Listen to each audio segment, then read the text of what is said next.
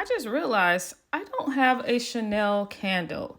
So I decided to make a Chanel inspired candle. Keep watching if you want to see how I made this candle. Welcome to an episode of Make It Personal.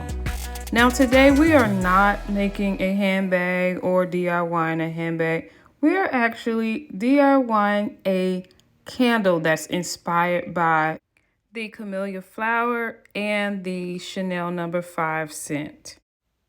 I recently got this Chanel book. It's like Chanel Collections and Creations, and there's a entire chapter on the camellia flower and how Gabrielle Chanel incorporated it into her designs. So that really inspired me to do this candle. And if you're interested in this book, I'll leave the link below.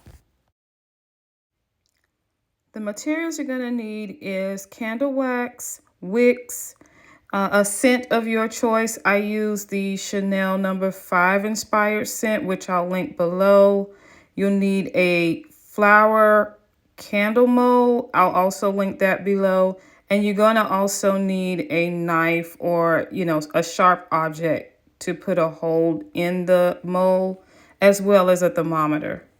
You also need a melting pot as well as a burner. So for step one, to insert the hole, you'll need the mold, of course, as well as the knife to press the hole straight through the middle of the flower. Once you have a hole, you can start to insert the wick inside of the hole. So you want to just insert the wick in the front, the flower design side, all the way to the back that's flat. So once you get it in there, you may have to adjust the wick so that it is not like flush with the floral part. You want it to stand up a bit because you're going to put the wax all around it. You want it to, pretty much be engulfed by the wax. So you may have to do a little bit of an adjustment there. And then you're going to take the long stem of the wick and put that down. I actually put it on this little holder, just in case the wax spill. So step 3, part 1 is you're going to melt your wax and you're going to follow the instructions that come with your kit as to how this is done. It may differ depending on what type of wax you have. Now you're also going to want to include your scent if you decide to include a scent. So next you're going to pour the wax into the mold. And you're going to make sure you fill it up to the top but not overflow it. And then you're going to let the wax sit and harden. I'm just adjusting the wick to make sure it's, again, it's engulfed by the wax once it, hardens. But yeah, you're going to let it sit. Typically, you will let it sit for 24 hours. I don't think it takes that long with these little molds. Next, you're going to remove, once it's hardened, remove it from the mold. So it's going to take a little bit of a pull to get the wick through, all the way through from the other side of the hole.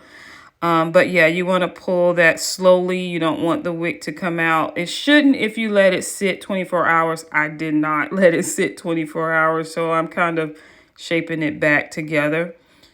Now, after that is done, the next step is to trim the wick. So you just want to trim the wick down to like a reasonable size in order for you to start burning the candle.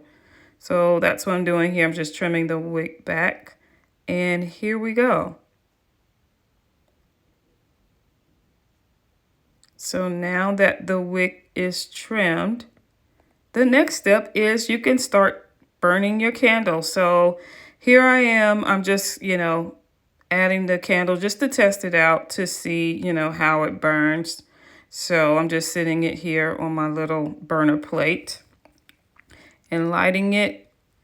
And yeah, oh my gosh, the smell is so great. I mean, it's not exactly like, of course, it's not going to be exactly like Chanel No.5, but it kind of just gives me, like it's in the ballpark of it. It's like reminiscent of it.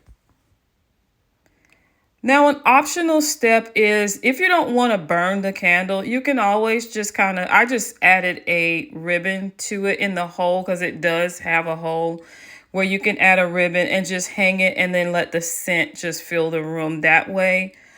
So yeah, if you don't want to burn it, you even have to, do that step with adding the wick to the candle.